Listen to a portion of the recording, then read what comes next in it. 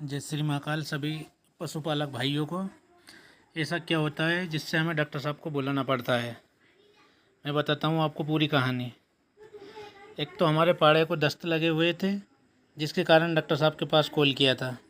और दूसरी बात, एक हमारी भैंस का 8 महीने से ऊपर का ग्याब हो चुका था और वो कूद नहीं रही थी। तो हमें उसकी भी शंका को दूर करने के लिए भैंस को भी चेक कराना था, इसलिए हमने डॉक्टर साहब को बुलाया था अपने फार्म पर। फिर हम डॉक्टर साहब आ गए तो पहले तो अपने पाड़े को दस्त के इंजेक्शन लगवाते हैं, जिसके बाद अपनी भैंस को चेकअप करवाएंगे। हम पहुंच जाते हैं पाड़े के पास और हम उसको जाके पकड़ लेते हैं और जिसके बाद उसको डॉक्टर साहब इंजेक्शन लगाएंगे। पाड़ा बहुत गिरदी कर रहा था, इसलिए मैंने उसके कान पकड़े और मुंडा पकड़ लिया। इतने में डॉक्टर साहब ने एक इंजेक्शन लगा दिया। जैसे हमने पाड़ा को छोड़ा, डॉक्टर साहब ने बोला नहीं, अभी तो एक इंजेक्शन और लगाना है।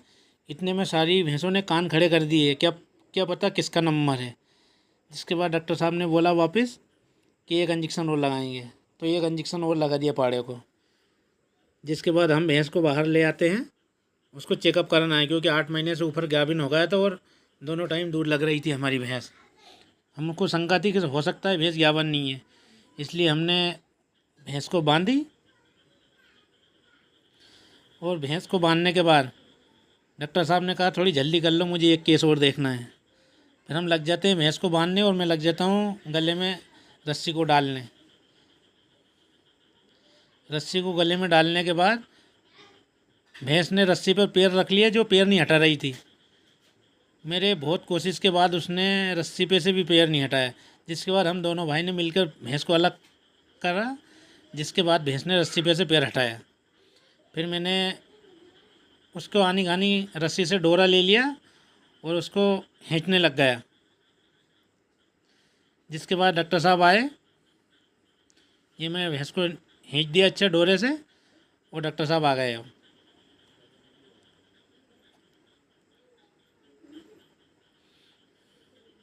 अब डॉक्टर साहब हमें बताएंगे कि हमारी भैंस गाभिन है कि नहीं है।